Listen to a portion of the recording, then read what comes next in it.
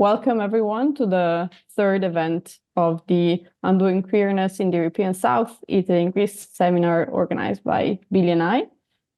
First of all, I would like to thank the ILCS and Katie for allowing us to organize this and for facilitating the event. And for those of you who are not here the previous 2 weeks, just kind of a general introduction to how the series came about. It started from conversations that Bill and I had about our home countries, Italy and Greece, and how we noticed that there is a similar pattern, a similar rhetoric by right-wing and far-right parties regarding similar themes. So those movements tend to gravitate around family, antiquity, migration, and crisis. So our idea was to set out this series to kind of see how transfeminist and queer theories can instead undo those same discourses and present an alternative. As you all know, today's event's title is Transition, Migration, and Borders, and we're very excited and honored to have with us Alberica Bazzoni and Mariza Avgeri. First, as you might be familiar with this, we're going to hear from Alberica and Mariza, and then we're going to open the space up for questions. As I always say, feel free to just type them in the chat or raise your virtual hand and appear yourself. So first we have Dr. Alberica Bazzoni, who is Assistant Professor of Comparative Literature at the University for Foreigners of Siena, Honorary Research Fellow at the University of Oxford, and Affiliated Fellow at the ICI Berlin Institute for Cultural Inquiry. She completed her PhD at the University of Oxford and then held postdoctoral fellowships at the University of Warwick, British Academy, and the ICI Berlin.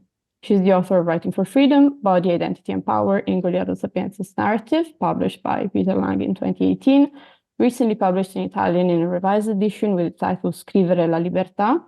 She's also co-editor of The Politics of Translation, a special issue of Comparative Critical Studies, Gender and Authority, and Goliarda Sapienza in Context. Billy and I are very happy to have you here, Alberica, because of your expertise in the Italian literary canon as well as transnational texts. So feel free to start, and the floor is yours.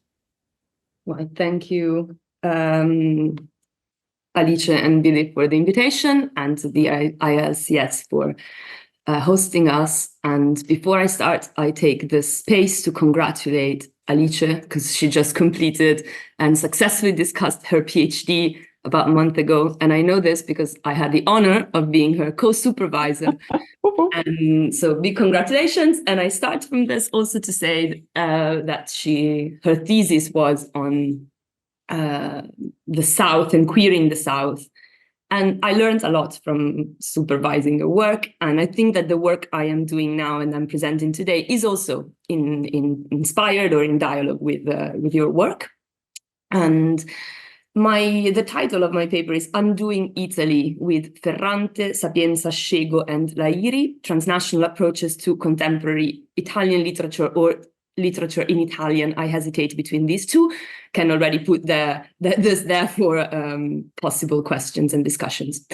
And how this research came about is through an invitation that I received now a couple of years ago to contribute a chapter to the Oxford Handbook of Italian Literature on the Ferrante fever, Ferrante's case.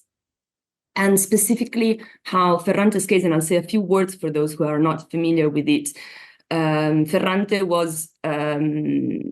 is an extremely successful author, extremely successful globally in the Anglo-American context first and then globally. And she has become like a huge case in Italian literature because it really promoted Italian literature abroad. It kind of relaunched other authors. It has become, she's definitely the most successful Italian author of today. And I was asked to talk about the Ferrante fever in terms of made in Italy approach for this chapter. And this is why it took me 2 years to write it, because Made in Italy is not exactly my cup of tea, we would say.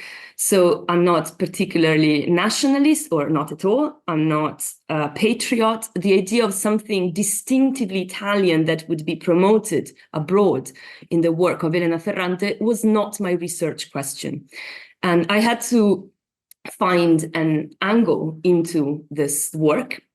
And I kind of flipped the question upside down and turned what is distinctively Italian about Ferrante that is so successful abroad into undoing Italy. So I kind of started from an idea, almost the opposite idea, that there is no such thing as Italianness, Italian identity. And perhaps Ferrante would be a good example of this. Like, maybe this is what she is representative of. Maybe it's part of the reason why she's so successful, because she is Italian and she's not Italian, or she's Italian in the very moment she presents a series of themes, approaches, linguistic choices that precisely undo this strong idea of national identity. And I came to this from my previous research, like different strands of my previous research combined into this question of made in Italy and the Ferrante case. As Alice was mentioning in introducing me, I did a lot of work on the literary canon, Italian literary canon, specifically from a gender perspective, so Italian women writers, but also gendered values in assessing and valuing literature, and so on. And I also did quite a lot of work on the notion of difference. Difference and identity is a question that keeps coming back in my work. When to value identity, identity politics, identity that is needed in order to counter oppressive discourses and regimes, but also identity, of course, as a limitation, as something that borders on essentialism, something that is imposed on subjects, something that is potentially very conservative, regressive, and violent itself. So how to thread this fine line. And in bringing together these strands, I also added my last my last element of research, which is currently focused on trauma, and specifically now with the project that I'm carrying out at the University of Siena is on migratory trauma, so trauma and migration. And what I did, and I composed a tentative little hybrid canon of authors, contemporary authors, around the Ferrante case. And this little hybrid corpus is composed of Goliarda Sapienza, Igiaba Scego, and Jumpa Lahiri.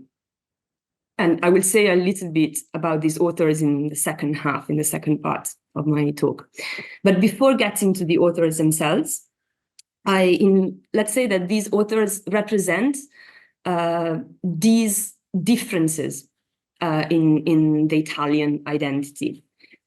Sapienza she's not exactly contemporary. Her reception is contemporary because she was published posthumously, but she is from Sicily and a feminist, queer, radical author who was mostly successful in France. So her case would somehow go very well with the Ferrante case, someone who is very famous abroad and only later accepted within the national canon, or not exactly accepted at all, like Ferrante, like Sapienza. They're both really struggling to be inserted and welcomed within Italian canon. Scego is Italian, born in Italy, but she's of Somali descent. Her parents are from the Somali diaspora. And for those who may not know, Somalia was an Italian colony. So with Scego, we are entering a space of postcolonial and second generation writings. And the last case is possibly the strangest one somehow. There's possibly a unique case, is that of Jumpa Lahiri, who is born in the UK, raised in the US, but she's from an Indian family. And she was a successful author in English. She won the Pulitzer Prize. And then one day she decided to write in Italian. And she became a writer in Italian, and a successful one, possibly a little bit because Italians were very proud that somebody chose our language, that an important American author elected Italian as their language of choice. But also because she's a very good writer who then picked up Italian to write about identity, question of non-belonging, of unhomeliness, to quote Baba, or misalignment, to talk with Hamed's terms. So it's quite rare, quite unusual to bring together these types of differences. So the question of gender, which would be usually treated together. Sapienza and Ferrante are often discussed together now, for example. The question of being successful abroad and only later in Italy. And to read these together with second generation / migrant literature and transnational literature embodied by Lahiri. So I try to put together exactly a hybrid canon that would transnationalize our contemporary concept of Italian literature, bearing in mind that the audience of this research that I'm doing is this paper, this handbook is intended for non-Italians. So it would still be, let's talk about Italy to non-Italians. So there was also in my mind, and the reason in being in dialogue with you today, the question of to whom, not only from where we speak, but also to whom. And I certainly didn't want to present a picture of Italianness that would be embodied by any of these writers, and certainly not by Ferrante. And maybe this is why my voice in the paper came out a bit angry, as Alice was pointing out to me. Something that me lo rivendico, I mean, I own it, because all this, as some of you may know, like happens in the context of clashing values within academic spaces in Italy and in the UK, in Italian academia. And I've just moved back to Italy after spending a lot of time in the UK. So being a little bit a transnational subject myself, I find Italian academia is very conservative, very, very attached to exclusionary values and an exclusionary understanding of the literary canon. And these exclusionary lines work along gender and racialized values of exclusion. So the identity is always mobilized, in this case, by negatively and as an exclusionary practice that serves to create what Serena Bassi has recently defined like national fictions, the fiction of national identity, projecting Italianness as something that is homogeneous, identifiable, and is, of course, white, native, and 99% of the cases male when it comes to literary expression and literary representation. So the idea is to transnationalize this restrictive and exclusionary concept of literature in two directions. One is undoing the boundaries, the confines of Italian literature, and this means geographical, but also linguistic and cultural, of course. So the direction of the outside, let's undo the boundary using the boundary metaphor that here is very relevant. And the other direction is undoing internally the fiction of a homogeneous identity. So it's both working on the porosity and permeability of the boundary and undoing let's say the homogenizing fiction, which is nothing but hegemony. When we talk about homogeneous identity, we're actually talking about the self-expression of a hegemonic identity, as we said, male and white, that tends to see itself represented. And all the other voices, who incidentally are majority of the subjects, are simply those who are different from Italian, because they're women, because they're queer, because they're migrants, because they're Black, or all these things combined. And Italy is particularly well positioned, I would say. Maybe this is where the Italianness may come back, because it is strikingly internally differentiated because of its history. Is a colonizer, but also a colonized country. Is historically a country of emigration, but also in the last 20 to 30 years, intensely immigration, a country of intensive immigration, because it's a secular state, allegedly, freedom of faith, but also it's quite heavily dominated by the Catholic Church, possibly one of the points where my paper was a little bit like giving away the anger spin. It's a country that, of course, fights for LGBT rights, for gender equality, but it's still permeated by patriarchal violence, patriarchal culture, mindset, and structural male domination and sexist hetero-cis domination, and is a multicultural, multiracial society that is also heavily racist, structurally racist, like with legislation that excludes children of migrants from citizenship. Italy is in constant violation of asylum seekers' rights, migrants' rights, and so on and so forth. Italy is also, as a southern European country, a geographically and culturally liminal site, a liminal place between rhetoric of modernity and rhetoric of backwardness. A liminal space between what the Rogatis, talking about Ferrante, defines the modern time and the archaic time. And in the case of Ferrante, we see all these tensions, all these identity conflicts, all these lines of conflicts. We see them at play in her novels. And the same is true of these other authors that I have brought together in this idea of forming a hybrid canon. So something that these authors have in common, let's say, or that I decided to look at these authors through common lenses that then we can use to find commonalities and construct something of a hybrid canon that is not just, look, they're so different, but there are also some patterns or things that they do share, is a series of lenses, let's say, that I'm inheriting or adopting from a study by Tiziana de Rogatis, who has worked extensively on Ferrante, and also recently she published a critical reading of different authors called Homing.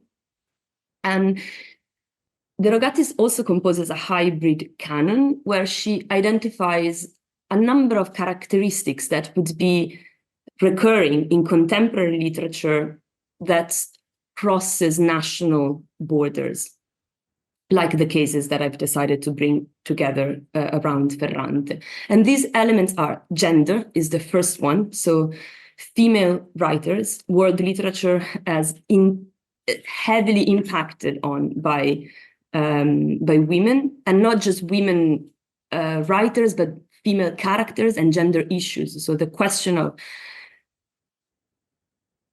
gender division and gender violence and sexual violence as one of the lines where the conflict between modernity or the different types of modernity is at place.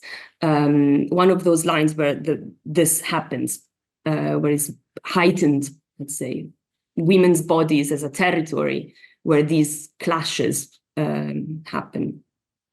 And the second element, strictly connected to this one, although not exclusively, is trauma. All these writers bring on their page and use literature as a space of articulation of traumatic experiences, which are personal, individual trauma, but also trauma deeply linked to colonial violence, racial violence, and, of course, gender and sexual violence. So trauma is also a way of reading recent histories, or not so recent in some cases, in some novels, for example, by Scego. And also of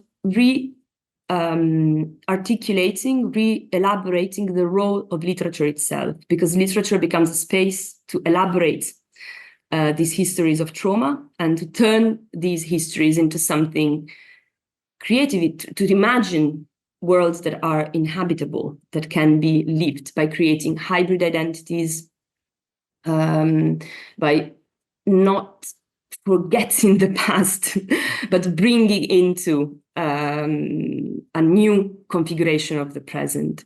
So gender, trauma, and the third one, strictly linked to this, these are all interconnected, is translingualism. So the use of multiple languages within one text, or a heightened sensitivity to multi-languages, and translanguages as in inhabiting in between different languages. It's not just understanding languages in I speak Italian, I speak English, and these are separate worlds, but languages deeply interconnected with identity. And so mixing languages also as a way of creating these third spaces, these hybrid spaces. And all these writers that I've brought together in this hybrid canon do make use of different languages or refer to translingualism. And this is very important in the context of Italy, that has projected itself as a monolingual society, but it has never been. In the past, because nobody spoke Italian, in the past, because Italy didn't exist as such. And the imposition of monolingualism has been an internally colonial enterprise by the Italian state. But people spoke and speak dialect. I don't, because I'm from urban context where I didn't learn any dialect, but a lot of people in Italy actually do speak dialect and learn dialect at home. And this places them in a much more similar position to that of a migrant who learns perhaps Pakistani at home and then Italian at school. And I wanted to create a corpus also that values this somehow. So Ferrante talks a lot about Neapolitan dialect and Italian. Sapienza mixes Sicilian dialect, regional Sicilian language, and Italian. And in other novels that are set in Rome, because she migrated to Rome, she records the Roman dialects and the Roman accent. So she creates a very translingual literary representation. Scego she writes mainly in standard Italian or regional slang, more like from Rome, more like youth kind of street talk.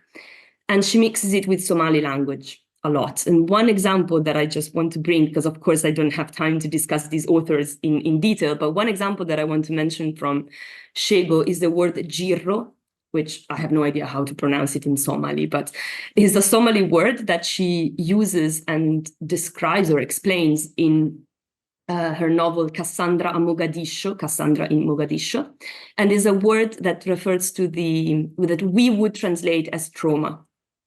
And this is why I want to flag it, because it's the word that Scego discusses as the symptoms that the Somali diaspora and the Somali population developed from Italian colonization. And this word is girro, and she brings it on the page.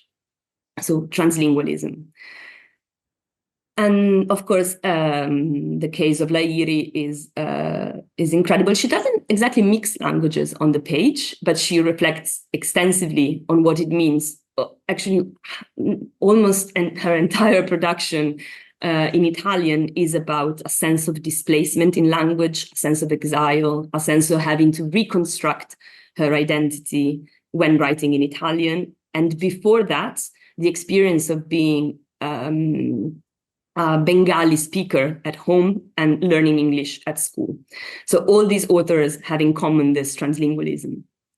So to wrap it up, gender, trauma, translingualism, and the last one that I wanted to mention is literary pathos. I don't describe this much in the paper that I wrote, but it has more to do with the function of literature. So the idea is that these authors, this hybrid corpus, renew literature. And literature has always had in Italy a particularly prominent role within the nation building process.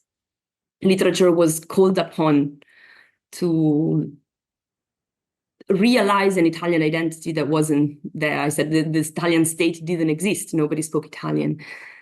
So literature has always had a prominent role. But in more recent times, postmodernism, Italian unification having more or less gone through, there is a sense of exhaustion of literature retreating within literary intellectualistic play. And this, I'm talking about dominant narratives of what the canon today looks like. So saying literature has exhausted its potential, or a sense of literature as the death of the novel. This ignoring means ignoring what a lot of unexpected subjects, to quote Carla Lonzi, produce as literary text. But of course, in the moment they are produced by other subjects, they are automatically considered as cheap by the mainstream dominant, not mainstream, but dominant literary establishment. On the contrary, subjects traditionally disempowered, silenced, minoritized subjects, such as the ones that I've just discussed briefly, in the moment that they reappropriate the literary means of expression, completely transform it and actually invest passionately in writing, and they elicit passionate reading by the readers. So there is a reinvestment in literature. When they say maybe that the author is dead, maybe that means a certain type of authorship is dead, but there's an entire new authorship that, let's say, is on the rise, that is starting to speak. And literature becomes a means of creation of new identities, hybrid identities, a means of elaboration of trauma, a means of counter history. This is fundamental, for example, for Scego, who is shaking Italians and saying and denouncing the historic amnesia of Italian colonialism. And so using literature also as a means to recount history in a different manner. And destabilizing the very monolingual paradigm, so making literature a translingual space, as I said.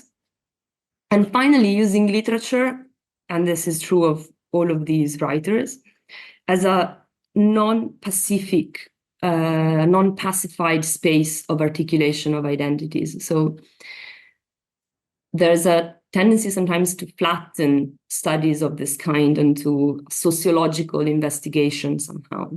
Actually, these writers use literature in a very complex way, in terms of plot, in terms of narrating voice, in terms of self-awareness of what they are doing with their novels or with their memoirs or other literary forms that they use.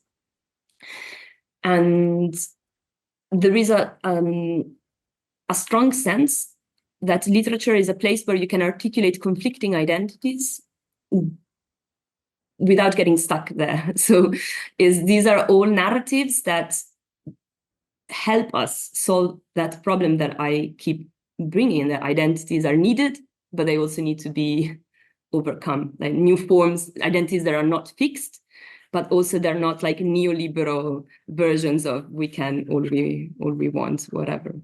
And so I think that these examples together really provide a literary space for articulating what Italy, what Italianness may look like today. And here I stop. Amazing. Thank you, Alberica, for this brilliant overview of kind of Italian counter narratives. I have many questions, but I'll get to them at the end of this.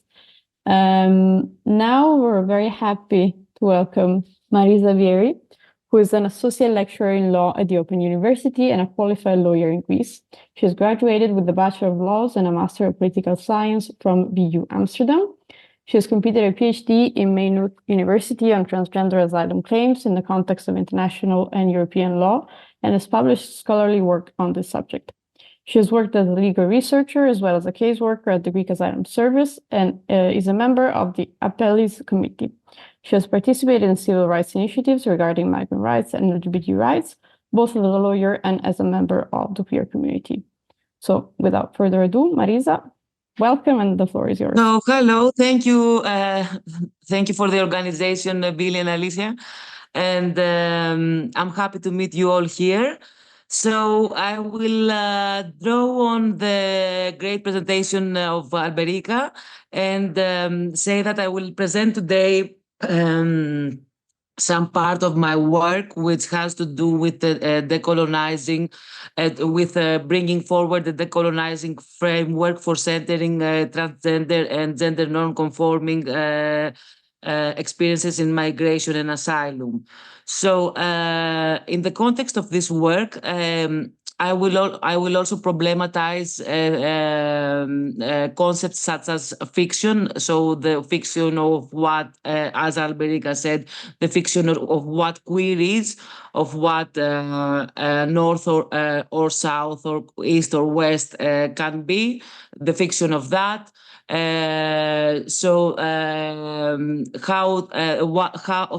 identities and the validation of identities are very crucial when we talk about transition and when we talk about the transgender asylum applicants and migrants, and but how also migration and asylum calls for a deconstruction of mainstream narratives around identity, but also a reconstruction and validation of other experiences. And maybe we could use, in order to do that, we can use as queer and trans studies, and complement identitarian frameworks and meta-narratives of human rights and gender, so like the LGBTQI plus terminology, with also narrative experiences and identification, narratives of identification of migrants that come from outside the Northwest.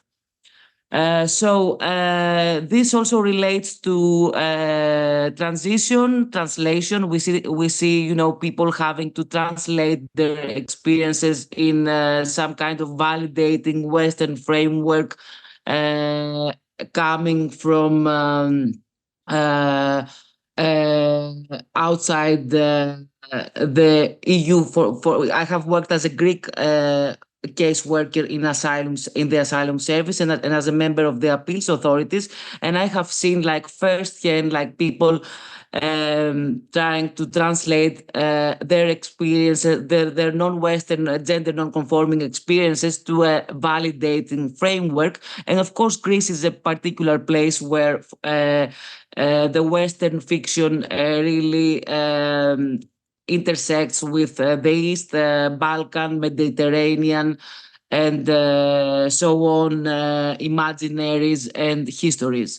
So in that, I try to present the context of a video that I will present now. It's a 10-minute video. So this video was done in the process of a research work of mine, and it features two asylum claimants with whom I was in a way acquainted, a trans woman and a non-binary person from Iraq and from Syria and Iraq respectively, interviewing each other. So it was a kind of a project that I was really leading, but it was done through some participatory kind of method. So I will.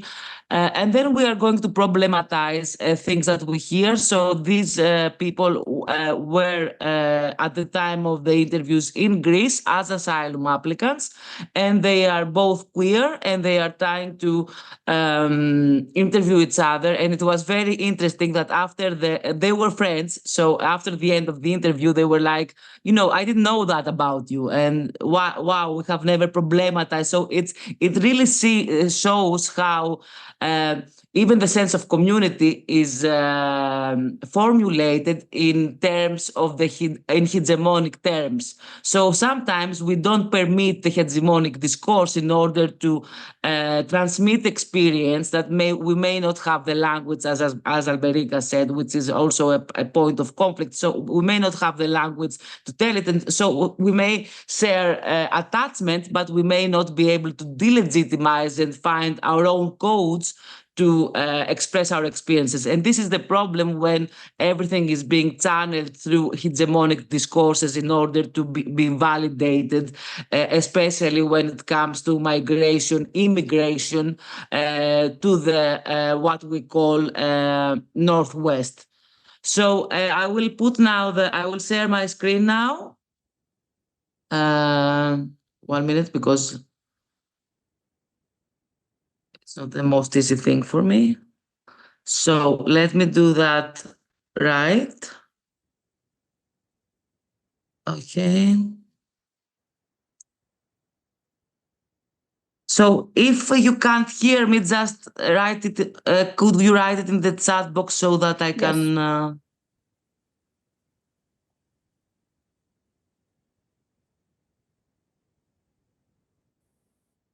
Okay.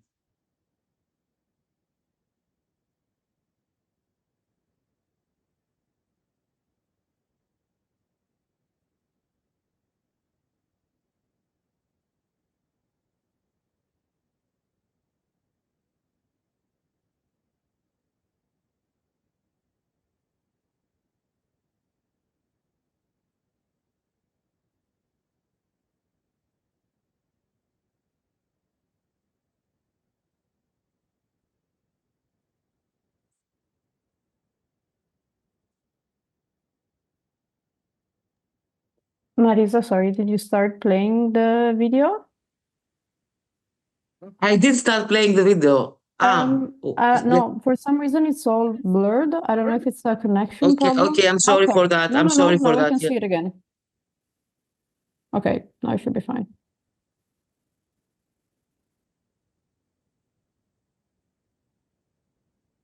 من وين أنت؟ Yes, okay, that's fine. من العراق. لشو رحتي من بلدك؟ بسبب ميولي الجنسي. كيف بتشوفي حالك؟ امرأة. وشو هي ميولك الجنسية؟ ترانسجندر.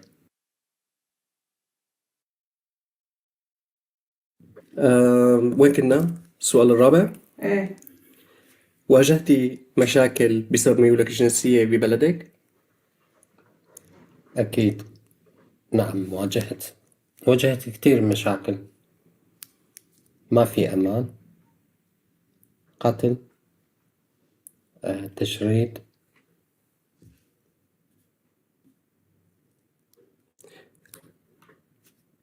كيف تتعاملي مع شخص مثلي من بلدك أو كوير من بلدك؟ يعني كيف كنا بنعيش هناك بلدي؟ كنا يعني بنلتقي بالخفي، يعني نلتقي في المكان ما في حدا مثلا بيعرف فيه، لأن كنا بنخاف على نفسنا لأن ما في أمان 100%. وكنا يعني نلتقي يعني مثل شقة هيك صغيرة نلتقي فيها نقضي حاجتنا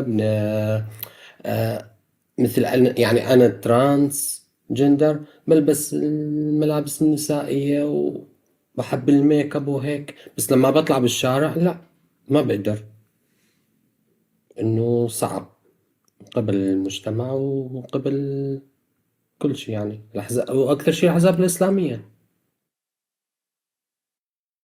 في فرق بين وصف الجنسي أو الوصف الجنسي أو الميل الجنسي ببلدك هون عن اليونان. كمثال مثلا الترانسجندر كيف بيقولوا عنا باليونان عفوا ببلدك، كيف يقولوا عن الترانسجندر ببلدك، شو بينادولا؟ في فرق بينه وبين اليونان؟ في فرق كتير. هونيك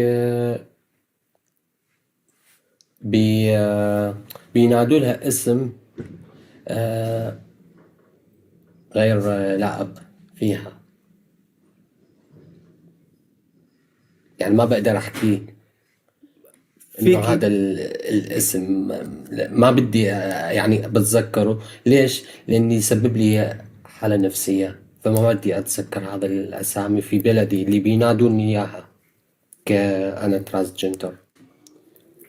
معنى هذا الشيء أنت عندك بتحسي إنه في فارق بالتعامل مع الناس، كأنك أنت كترانس بين هون وبين بلدك في كتير مشاكل عم تواجهيها، في كتير شغلات عم تواجهيها، ما بتلاقي حالك. بعتقد إنه كان معناها ببلدك كانت أصعب بكتير مع إنك كنت تاخدي حقوقك ببلدك أو هون. شو بتقولي؟ قلت لك إنه ما في فرق هون، بس إنه أطلع كترانس، هذا الفرق.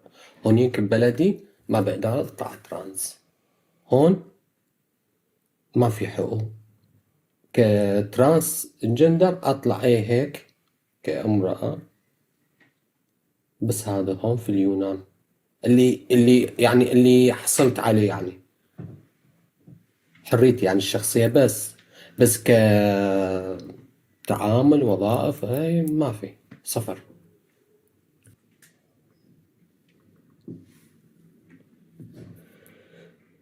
كيف حسيتي لما تم سؤالك عن جنسك أو ميولك الجنسية خلال المقابلة؟ حسيتي بالراحة؟ ما كنتي مرتاحة للسؤال؟ حسيتي كانت طريقة السؤال بطريقة غير لائقة لإلك؟ اللي فخر إنه أنا بقول ترانسجندر بالمقابلة، إنه أفتخر بهذا الشيء ومرتاحة. حتى لو إنه كان هم يعني اللي عملوا مقابلة معي إنه يعني ما مرتاحين، بس أنا مرتاحة من داخل إنه بفتخر إنه أنا ترانس جندر. من أي بلد؟ سوريا. كيف تصف ميولك الجنسية كشخص أنت يعني؟ هيدروجين. كيف تصف جنسك؟ أم فيني أقول عن حالي إني كوير. بس فيني أوصف ميولي الجنسية إني هيدروجين.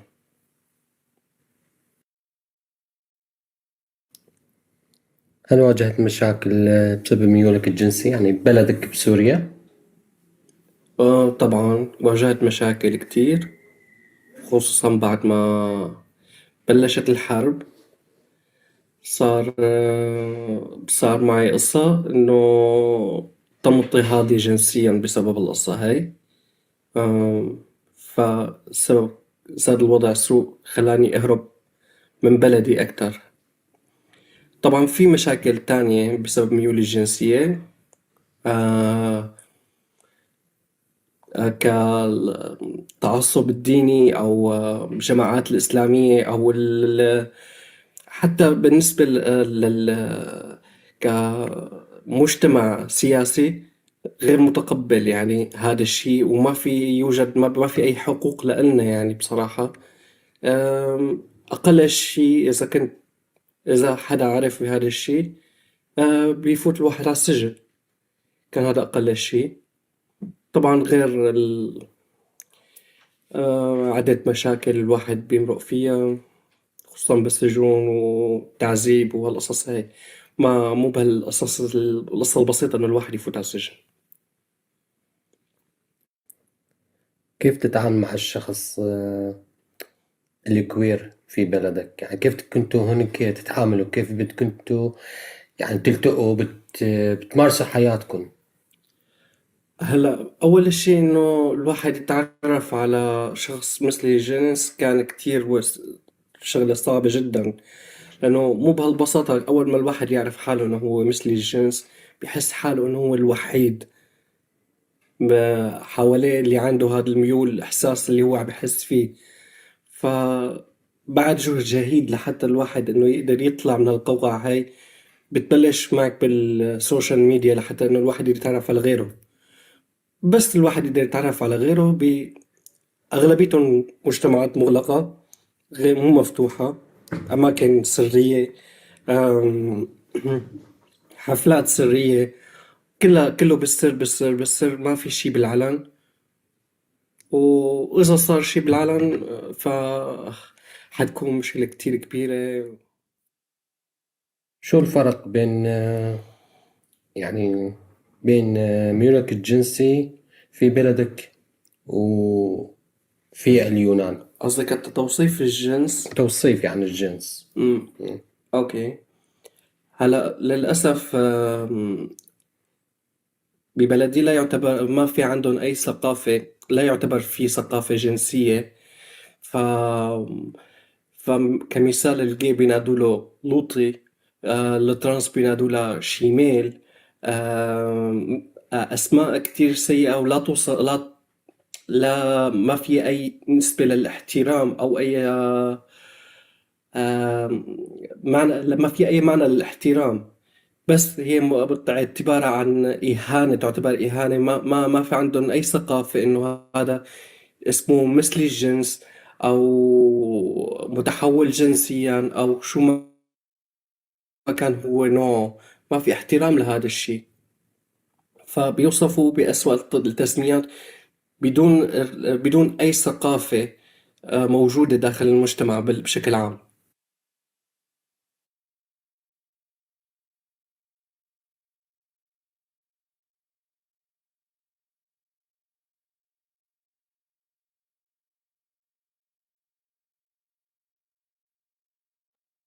So, were you able to follow that?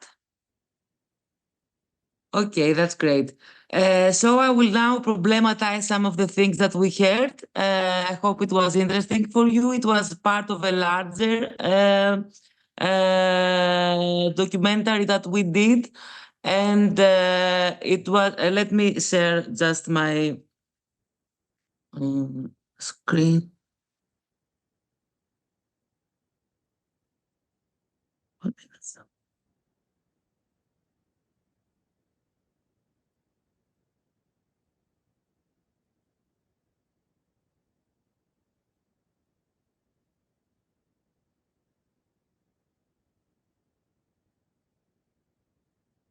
So I will share my screen again to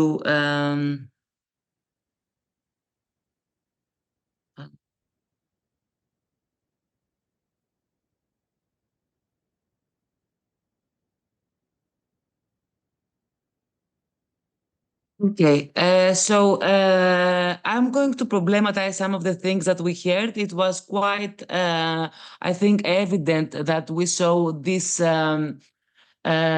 distinction between what is considered places where human rights of queer people are protected and places where they are not protected. On the other hand, as we see, Christina says that there is no respect, there is no manners. The only thing that changes is that I can go here out as a woman. And she also says, as part of this interview, for example, that in Iraq they kill you, in Greece you die slowly. So she really talks in the larger interview about all the things that has happened to her in the place where she sought to find refuge. So as a trans woman, so in Greece, what happened to her in the public services, how they were laughing at her in the public services. And Delius, for example, says, okay, yes, I have encountered much racism in the much discrimination in the queer communities, and Muslim people and Arab people encounter discrimination in the queer community in Greece. And Ilios says in this interview that Greeks are not racist, but they are nationalist. They think they own the ground that they step on. So this whole thing of owning the borders, the transit countries, what transit countries consist, and how a transition can be translated while you are in transit, I think this is a very a thing that I would like to problematize on. And I'm starting I'm drawing from these interviews in this presentation, which is called towards decolonizing framework for centering the experiences of trans and queer migrants and refugees in asylum. So I will not go so much into the legal stuff, but since I have worked as an asylum case worker, I will say that the whole legal framework around the refugee law, which was put in place after the Second World War, and has expanded also to include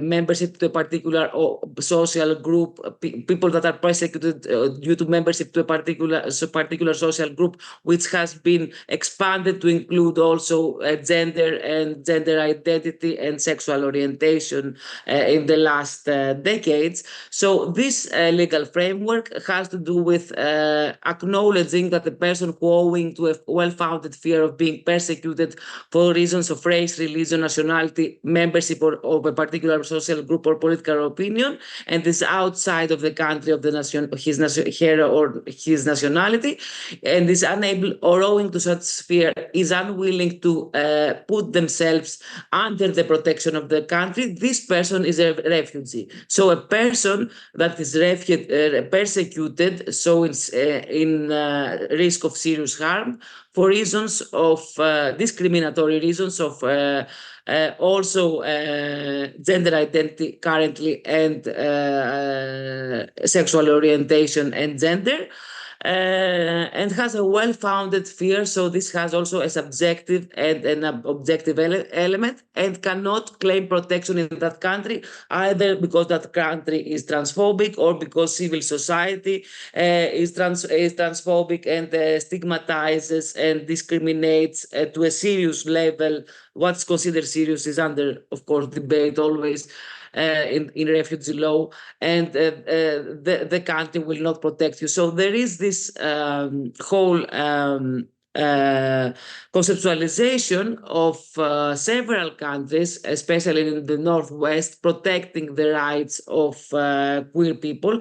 And of course, to some extent, this may be true, but on the other hand, we need to see under which terms these countries protect trans and gender non-conforming migrants, and how they have to be, they feel, or they need to be, their experiences and languages needs to be appropriated by hegemonic discourses that even human rights discourses from hegemonic discourses that really channel their experience in a particular, mostly westernized way.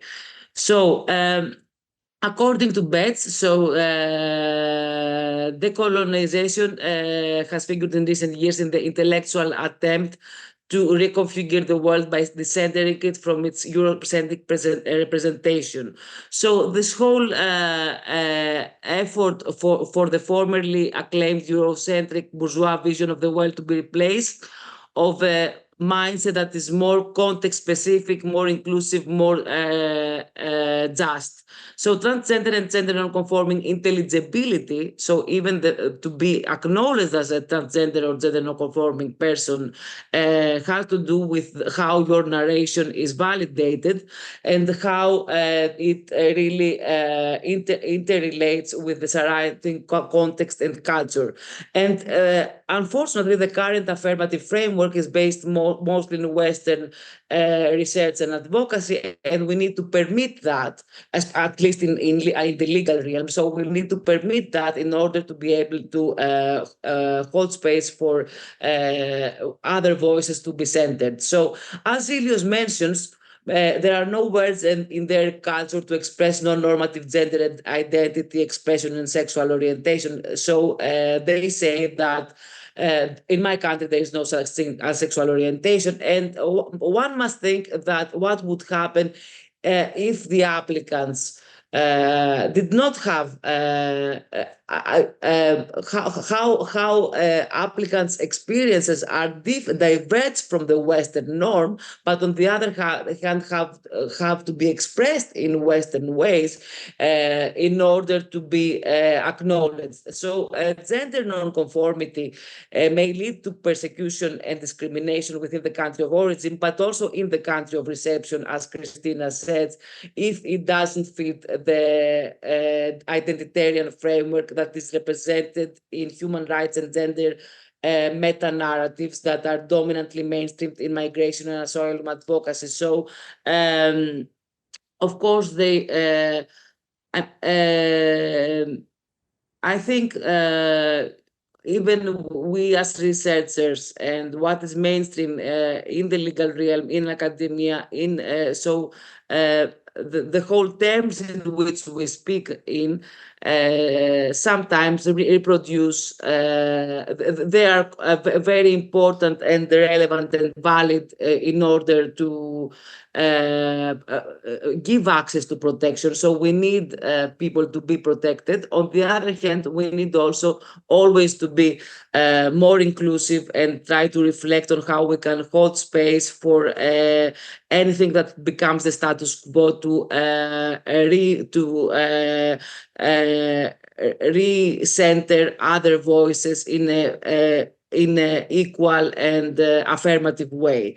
So decolonizing gender identity migration means delinking it from discourses that privilege Euro-American-centric knowledge and giving voice and learning from the subaltern normative, non-normative subject, according to Baxi. And this would entail problematizing gender and sexuality in a way that does not only represent Western experiences, as for example, we see sometimes in asylum. So we see sometimes in asylum that people are asked, okay, do you go into any LGBTQI bars?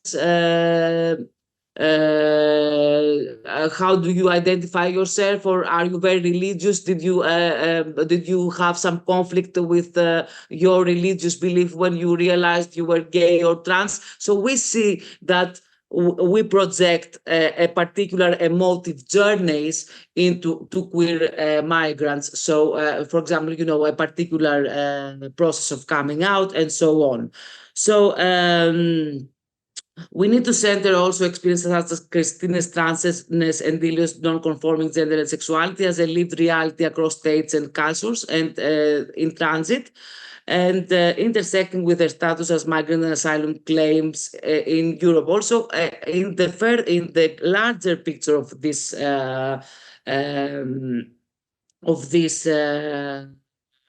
interviews, Christina says that she doesn't identify as queer but as trans. So we see how, for example, particular identification and the foundation of particular identities are very important for people to feel acknowledged. And on the other hand, for example, Ilios identifies as queer and an androgyne and a gay male as well. So their sexuality is gay and is more sexually they identify as gay, but as gender identity they identify as an androgyne. So we see that there are different configurations that we need to be able to encompass, that all of them need validation, even they seemingly seem to apply to some seemingly seem more identitarian and others seem more anti-identitarian. They are all part of the foundation and the terminology and the configuration and the narrative that we self-identify with. So we need to talk not only of identities, but also on narratives of self to encapsulate the complexities of a socially contextualized gender and sexuality. Also, the gender and sexuality that is configured in transit or through passing borders and through reworking of oneself. So I will not go so much into that. This is the UNHCR guidelines on sexual orientation and gender identity. So which state that for the purposes of asylum, not all queer applicants self-identify with LGBTQI plus terminology or be unaware of these labels and may draw on derogatory terms used by persecutors. So this would not have so the UNHCR says that gender identity and expression can be fluid, but although regardless of that, it's really essential and fundamental for the person's identity. On the other hand, we see many times in asylum procedures that this is not so respected. So, but at least we have come so far that in several countries, gender identity and gender sexual orientation, at least in more in under certain terms sometimes, but all in all, gender identity and sexual orientation are indeed considered innate and immutable, or that characteristics that the person should not give up or conceal, and that are fundamental aspects of identity and the exercise of human rights and conscience.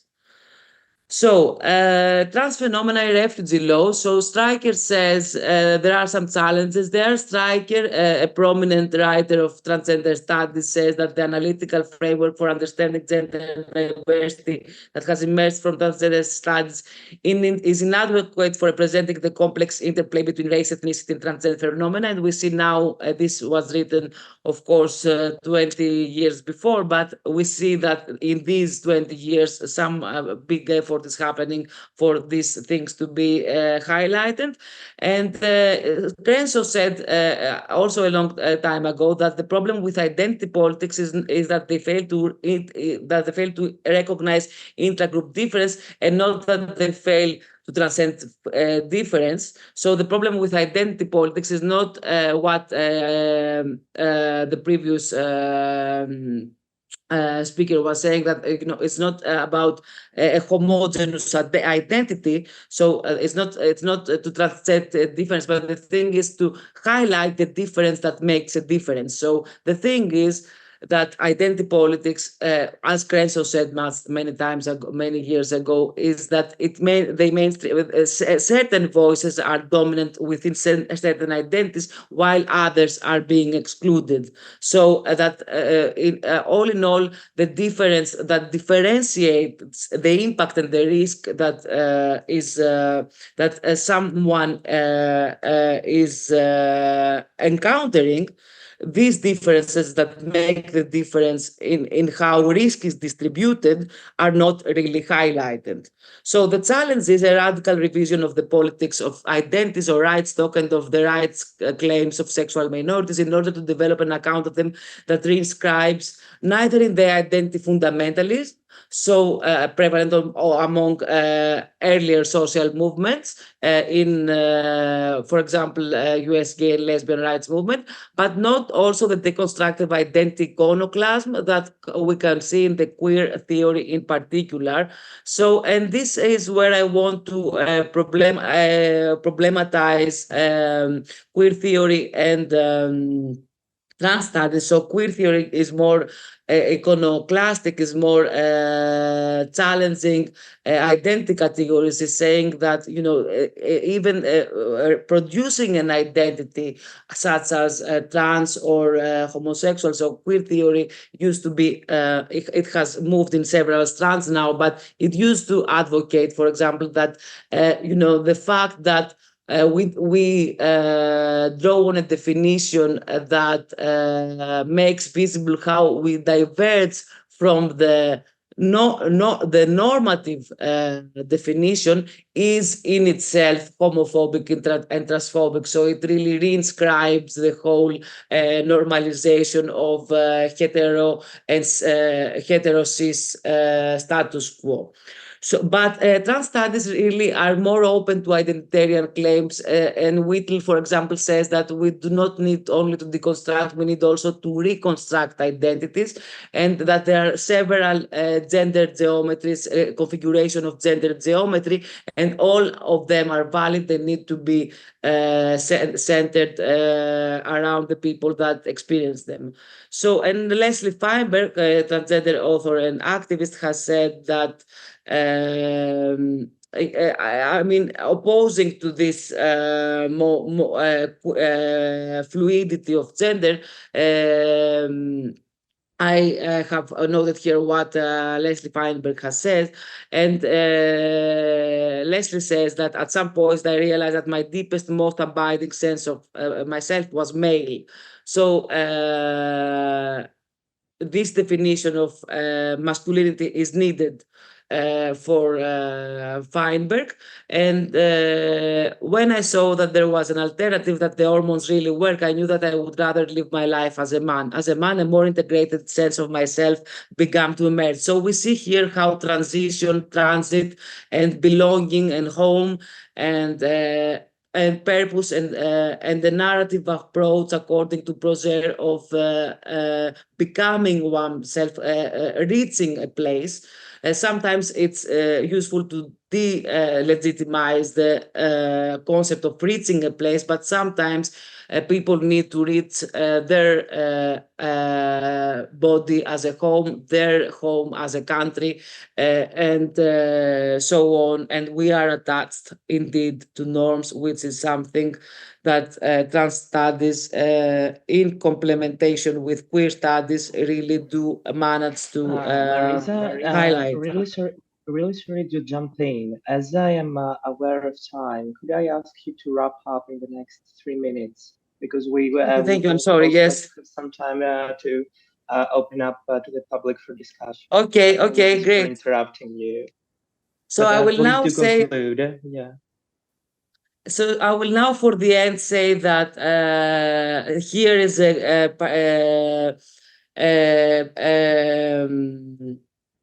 very good an example of a very good asylum. This is my example for the end, how we just put in trans and queer studies in the legal realm, and then we get we achieve a decision like that. And here the caseworker, the judge in the UK said, I'm satisfied that the applicant is a member of a particular social group. At the time that the applicant was refused protection, the respondent had accepted defining the group as homosexual men. As set out above, the applicant's identity had by the time of the first tier tribunal hearing evolved so that they considered themselves non-binary. That is to say, they considered themselves to fall out with the fixed gender binary of female, male. Shortly before the final hearing, Mr. Wood confirmed that the client would be happy with the terms she or her, regardless of what we label as Salvadorans might affix to the appellant. I am satisfied that for the purpose of the risk assessment, their identity is visibly other. So when the appellant arrived in the country, they wore their hair short and dark. Today it is long and platinum blonde. They will appear and will be perceived to be a transgender woman. So we see here how the law can be informed by all that I said. So we see otherness being brought into the realm for purposes of protection, and we see also attributed characteristics. So, for example, they will be read as a transgender woman. So attributed characteristics linked also to self-identified characteristics being non-binary. And this is all in all what we seek to achieve by the pluralist and reformist project of law within a realm where we also need to delegitimize the concept of borders, hegemony, and to really problematize law. So this is a pluralist and reformist project. Thank you very much, and sorry that I took so long. No worries. Thank you, Mariza. Thank you very much for your very interesting presentation and for gracefully navigating through very triggering topics. Now, the floor is open to questions, and as I said, feel free to type them or just raise your virtual hand and appear. In the meantime, as I'm not seeing any, I would like to start because I have the privilege to do so. And I have first one question for Alberica. As you presented this group of Italian authors as kind of, can I say, like anti-canonical, like they're presenting a counter narrative to, let's say, the mainstream narratives that are present in Italy. But I was wondering, now that Scego was like last year nominated to the Strega Prize, which in Italy is the biggest literary prize, like the equivalent of the Man Booker Prize in the UK. I was wondering, what do you think, what are the consequences of this kind of canonization of those that are used to be in the margins? Yeah. Thanks. Yeah, I'm not sure that I would call it an anti-canon or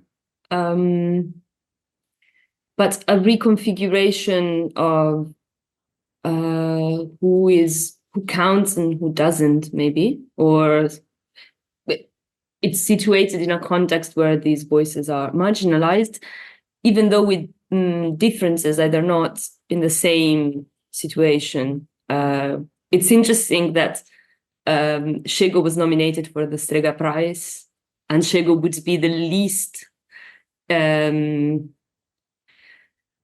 one with the least status among the three, let's put it this way. Not Sapienza is dead, but her work is now reaching, is now being consecrated, let's say. So depends on the consequences for whom, I would say. And I also think that it's something that is a little bit more difficult to do conceptually, but it's not only about changing the configuration of the canon, but it's about changing its function. So it's always, of course, including new voices, but also changing the tools that we use to read these voices and back to, let's say, hegemonic canonical authors. So reshuffling critical categories as we think through with these authors, but also trying to, and this is the most challenging part, what do we do with a canon? So what does a canon become when it's not exclusionary and normative? And idealistically, I say it becomes a space for voices to interact. So where multiplicity is valued over hierarchy, for example. But then, of course, there's always a moment of inclusion, exclusion, but maybe that doesn't need to be, for example, in syllabi or textbooks or prices, no? But I was recently in a meeting of Italian journal, and they were discussing the canon as intrinsically a field of competition and war, that you are against the other authors. And I would say that maybe constructing these hybrid canons also changes the way we think authors, not maybe against one another, but with one another, and how in one instance, this hybrid canon may bring some characteristics and some voices out of these works. So it may bring out, emphasize some aspects. And then when we take Scego and we make her react with another chemical elements, another with Vittorini, I don't know, just like randomly, like another, something else may come out. So I would imagine reassessing also, and this has to be a collective work, not just my own, of course, but re-questioning the role of a canon within a nation and within academia. And so I think that this would be the strongest effect that this kind of hybridization of canonicity may have. And of course, I'm not alone in doing this. Like, there's a lot of work being done in many places. Yeah. But it's also the part that gets neglected more, I think. So thanks for asking this. Like, it's not just about changing the internal configuration of the canon, but also what we do with it. So yeah, because I feel like sometimes there is a risk of tokenization, which obviously could be, I don't know, avoided, as you say, if we change the whole structure of it. Because if we keep the structure as the way it is, it's obviously, as you were saying, very competitive. While if we change everything else, maybe we can avoid falling into the same kind of pitfalls. And I have a follow-up question, which is, if I'm not mistaken, related maybe to your British Academy work. That is, do you think there's something has changed in the way that the canon has been presented in like school curricula? Or, because hearing your presentation, I was remembered of the recent anthologies that came out, for instance, the ones by Gianni Bertoglio, if I'm not mistaken, about, presenting women's writings, Italian women's writings. And yeah. Yeah. I would need to do an update. That was a research into syllabi, textbooks, and in general on the current configuration and dynamics of the literary system from a gender perspective. I would need to do an update and like see how things look like today. My feeling, let's say, reading research on this, is that things have changed significantly in UK and American in academia. Not so much in Italy, but the discussion is very, they're very different systems. And I also think they run into opposite risks, let's say, or things have changed a lot in Anglo-American academia, but with the risk of tokenism, definitely. And also with the risk of a neoliberal spin within the transnational, meaning a little bit what the linguistic turn has accustomed us to think, that maybe solving things in terms of representation and language may be enough. So becoming a little bit too attached to these symbolic transformations and neglecting a little bit the real walls that keep existing and the real subjects who cannot travel and the actual structural economic, socioeconomic discriminations that are still at play. So racially and so on. So this may be one side of the ocean or the channel. In Italy, the situation is very different, and I would need to do much more research to assess it. It's very dynamic at the moment. But there's also institutional resistance to change that also comes from the fact that the national canon is decided a lot top down by the ministry. So it's dictated by what students have to do for exams in school. And so, for example, a textbook like Bertoglio, which includes a lot of women writers and second generation migrant postcolonial writers, is very hard that it is adopted as a manual in high school, for example. But there's also a lot of demand on the part of students that are much more intelligent, I think, and recent events definitely demonstrated that they are more aware of what is going on in the world, and so they also demand new things, and this is happening. So it's yeah, I don't know if I've answered your question, but it's a long and I at least I gave a snapshot of some exactly no elements in the situation. Thank you. No, it was great. Thank you. So in order of raised hands, maybe Billy, do you have a question?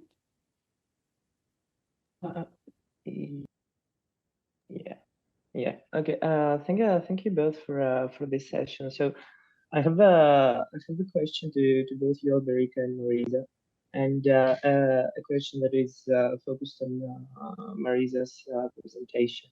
So to both of you, Alberica, you also mentioned the role of the Vatican. What is how does religion play out in your argument? Given that if I'm not religious at all, but I have a hunch that canonical might also be an ecclesiastical term. So is there any relationship between religion and religious structures in this canon formation? And Mariza, when it comes to you, we heard your informant stories, and they also intersect with religious narratives. So I was wondering whether or not you have been looking at this aspect. And the second question for you, Mariza, is you showed us a documentary, which is which is a particular genre to reckon with, given that it entails some power structures in itself, and sometimes documentaries have been used for all sorts of exoticizing or objectifying purposes. So how does your research factor in the medium, and how do you reflect on your use of the documentary? So, yeah, that's all for me. Mariza, you want to go first? Because just to alternate. Sorry, Mariza, you're muted. But I'll take this. Yes, this I can go first. So, Okay. reminding your first question was on the religion. So, we saw both informants talking about religious dominance in their own country, and how they religious fanaticism in their own country, how they had suffered from that. And I think this kind of discourses could be weaponized, although they come from people that really have experienced things, but can be weaponized in a way that they give prevalence again to an exoticizing and a superiority identity for countries that have that are more secular, for example. And we can debate that, but the thing is that what we see really is, for example,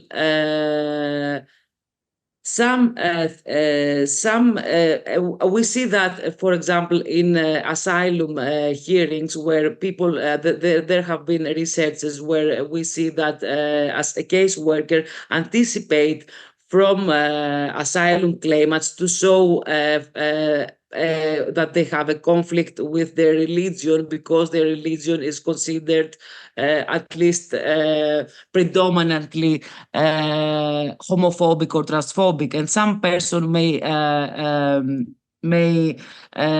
experience their religion or their queerness in a very different way, and we have many examples of that. So we see some kind of mainstream and really, how can I say,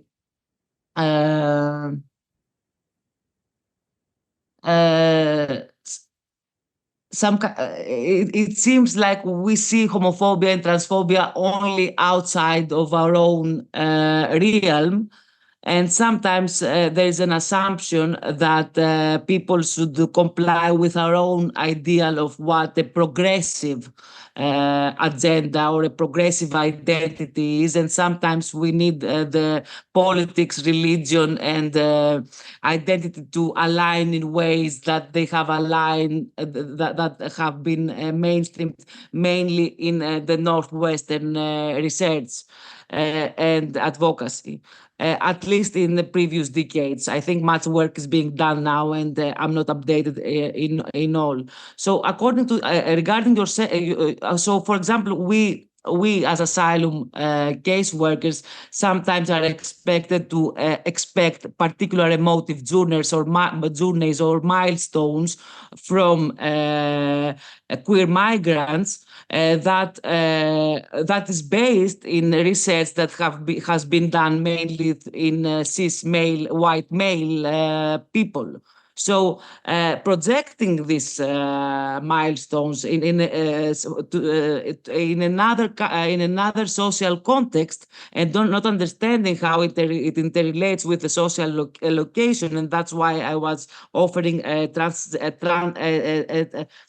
narrative-based, transgender-based framework that really conceptualizes identity as socially located, conceptualizes expression and narrative as socially located, and in this way it can also incorporate how it is really targeted for the purposes of threat, of risk, so of threat and risk, and how it becomes subordinated, really. And this is the whole meaning of refugee law. So it's very difficult, of course, to decolonize something that has the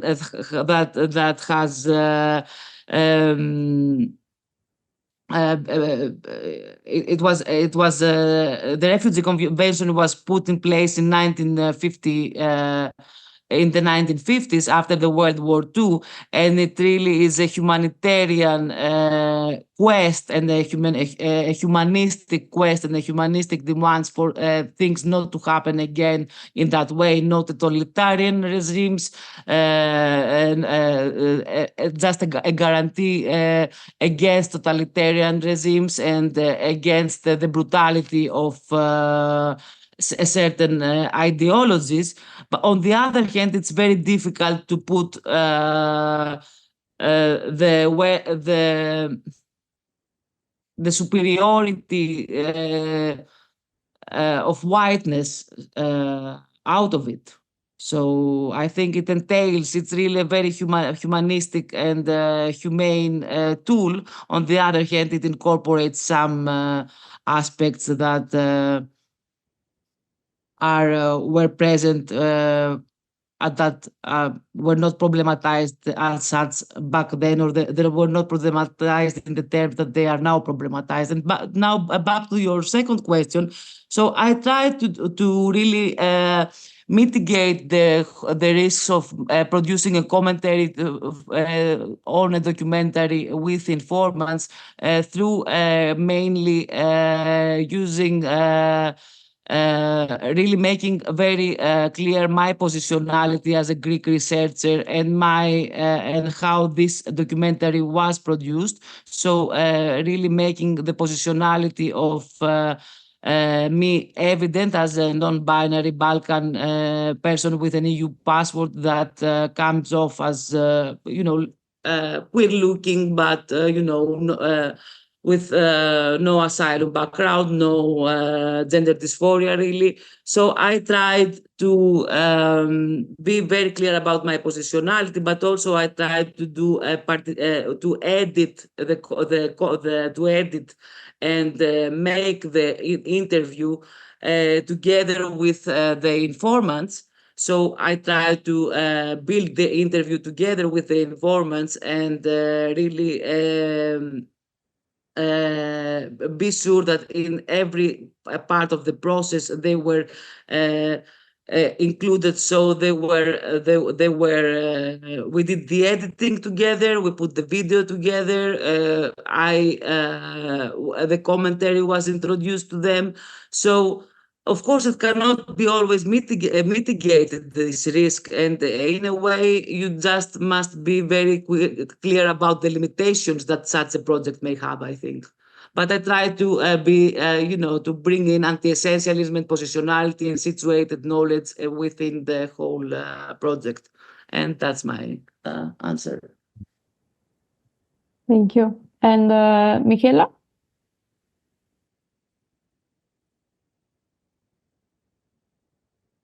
Okay, sorry, I just needed to find the mouse. It's a bit stuck. Thank you very much for these presentations, for your presentation. I've got two quick questions. I don't want to take too much space and time. So I've got one for Alberica. More of a curiosity, really, because I've been teaching a bit of Elena Ferrante in translation in my classes, at least mentioning her and the fortune of her writing through translation. And then today I got this information from you. I didn't know about Goliarda Sapienza being mostly also read and translated in France. So I didn't know about that. So I wanted to know maybe if you can elaborate a bit more on why translation and why these writers became famous through, their transnational connection through translation to whatever, before then becoming more read or more known in Italy.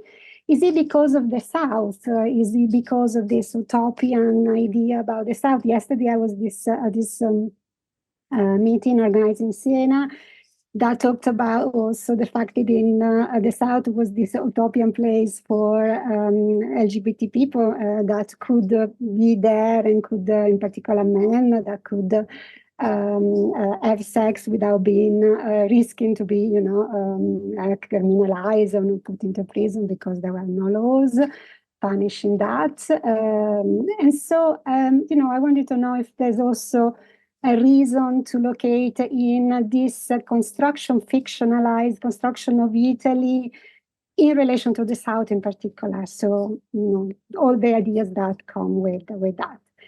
And the question for Mariza. So very interesting, the fact that you're presenting also the video. I've been much in dialogue in these years with a friend of mine in Helda who was part of the Sogica project. Is a project, I don't know if you know that, definitely, is a project that has looked at migration, asylum seekers that were searching for refugee status on the basis of gender and sexuality. And from, a lot of memories I had of chats we had back in Manchester many years ago when she had started working on as a volunteer for a project called Freedom from Torture. We always raise the problem of translation in this kind of trials or, this kind of interviews. So I wanted to know if you maybe can say more about that, because it was not really something brought up. Definitely we need to change the narratives of what we understand as coming out for our, Western idea of coming out as gay, coming out as transgender. We need to think about also the narrative of what it means, what a word means, etc. But we need also to think about, do we need to train translators better? Who are the translators who are part, or the interpreters in this case, who work in these situations? Is there enough money and enough resources put also on that? Because that's the most important, is a very practical entry of the vocabulary into that. You need firstly, and the person themselves are already translating, the refugees that are constantly translating.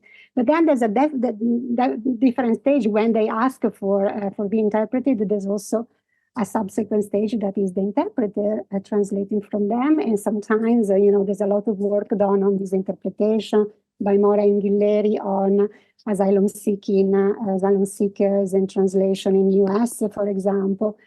That was depending on the lack of resources invested in forming translators and not thinking of translation as important as part of this re-educating ourselves at understanding different narratives and narrating ourselves differently. So that's the question. Thank you. Shall I go first? as you wish, right? Ciao, Michela. It's nice to see you. Ciao.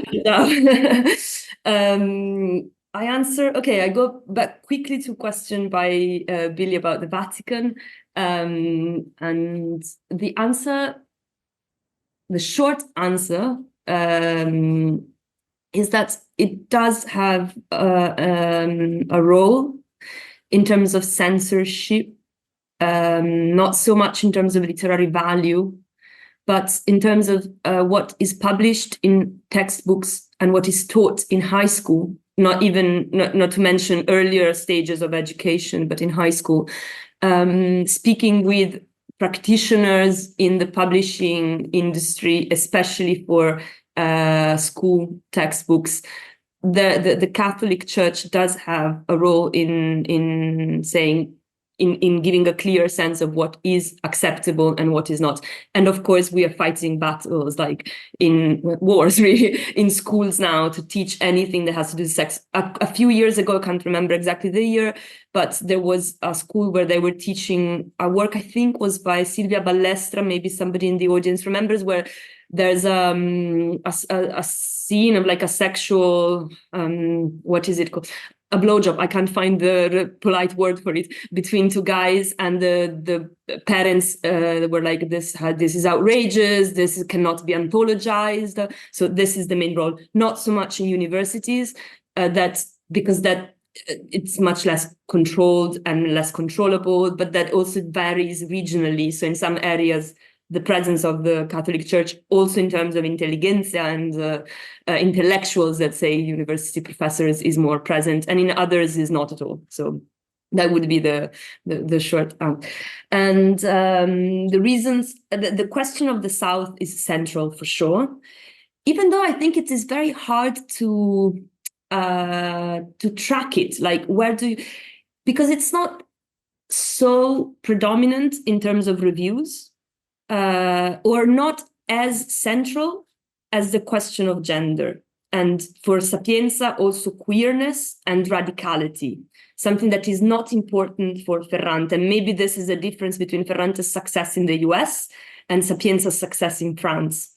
There's an interconnection between what the French people project on Sapienza as a radical author from the South, which is definitely different from what America, let's say, the Anglosphere projects on Ferrante as a Southern subject, perhaps more in terms of struggles with backwardness and modernity, technology, and rural or local, rural not so much because it's mainly Naples, but local identities. And so these are very different projections on the Italian South, let's say. These are also two very different writers, Sapienza and Ferrante, but something that they have in common, and their receptions in France and the US have in common, is the focus on gender, for sure. Like, so feminist readings of these, or not feminist or gender focused readings of these works, for sure. These authors seem to have spoken to international, transnational world interests in, and maybe because of that central role of the body politics surrounding women's bodies, gendered bodies, when it comes to questions of modernity and imperialism and so on and so on. So I think that these are the core elements. Of course, it's difficult to track also without essentializing, no, in our own way, and say, this is the South and this is how the French read the South, or how the Americans. It's a bit more dynamic than that, but yeah. Okay, thank you. But super interesting point to, and last thing, there hasn't been a comparison between the reception of Ferrante and the reception of Sapienza yet. So a contrasting reading of their reception, why France. So this is, Charlotte Ross has written a brilliant article on Sapienza and France, and I draw on that work in the paper on this, but there isn't yet an extensive reflection on this, and especially not comparative. So that would be very interesting to do. So maybe something that will come out then. Maybe something we'll do next. Yes. You can, yeah. I leave it to Mariza. Thank you. Regarding translation, it's very important. It's a very relevant question, both in I would say in two ways. The first is language as a spoken device. And the second is like the symbols behind the language. So the whole culture that is what language signifies, really. So really translation is a very important thing, because sometimes some terms, some concepts, some experiences are not directly translated to another language. So there are not the signifiers for that. And even if they are, because many, for example, English terms have been introduced even to other languages that are not within the realm of where where English is not spoken so much, predominantly. The thing is that we need to understand that queer asylum claimants are a community that are excluded in a double way. So it is excluded also as asylum claimants from the country of origin because they are migrants, they are irregular migrants, as for example, migration through asylum is called very often. And also within the communities, it is very difficult for them to really mainstream their gender discourse. So what we see really, and what I have seen by first glance in the asylum service, is that usually translation takes place from members of the community because a particular dialect or a particular language is spoken. So sometimes they don't want to be outed. So asylum claimants do not want to be outed in the community, and they cannot talk about their gender identity or the sexual orientation. Sometimes, other times, for example, the translator can be, as the adjudicator as well, can be really not knowledgeable about these things, and they really be, for example, project an animosity to the applicant. And of course, yes, training is very important, and the way this training happens and by whom it happens. And I think what we need also is a culture-specific training. So we also need, for example, not only training as it relates to language, but also as it relates to cultural conflicts within the language that is spoken in this particular place where the applicant comes from. So we need cultural-specific training so that the people can also identify the signifiers that the claimant uses, but also we also need training gender identity and gender sexual orientation sensitive training and expertise from translators in order that they accommodate the experiences of queer applicants. So translation is a huge thing, and of course the funds are a huge thing, and how these funds are used and how transparently they are used. And this is I will not really go into this because this is the political economy of asylum, and it's a huge thing. And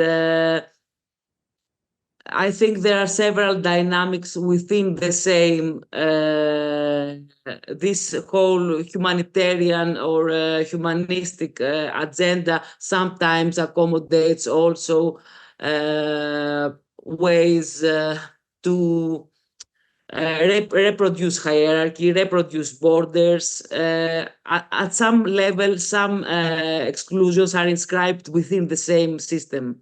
So it needs very much sensitivity and, always trying to, as Billy said, center the voices and be clear about the limitations of each particular research system, legal framework, how far language can go. For example, in asylum, I would say that people, for example, with speech disorders, or how do people with speech disorders or intellectual disabilities may, for example, present their argument. So, I mean, the whole truth-making and epistemic injustice that is embedded in legal frameworks and language and translation, which comes to complement the whole truth-making discourse, which is mainly logocentric, we see that it's a whole thing. I mean, we need to be really sensitive to that and really try to problematize many aspects of it in depth. So yeah, thank you very much for this question. Thank you. Thank you very much. I just wanted to add that, yeah, you mentioned something very important. It's a complex, first of all, practice that requires also a lot of formation in terms of cultural formations, but also you mentioned the risk at times, the fact that sometimes you need a specific interpreter with the knowledge of a particular dialect, and you happen to have someone from that community, and the person doesn't want to come out with that person because the person knows all the people in the community. So there's a lot to take into account. So that's why I mentioned resources, to be able also to outsource translation to competent translator that might be speaking that language but might not have those kind of bias. And so, yeah, it's really complex. That there are no resources, there are also limitations as already. Thank you, Mariza. Okay, I had a question for Mariza on homonationalism, but I realized we're way out of time and we're starting to run out of people. So I guess I'll maybe email that to you if that's okay. So to just wrap this up, I would like to thank Alberica and Mariza again for coming and for their brilliant presentations. And thank you all for the questions.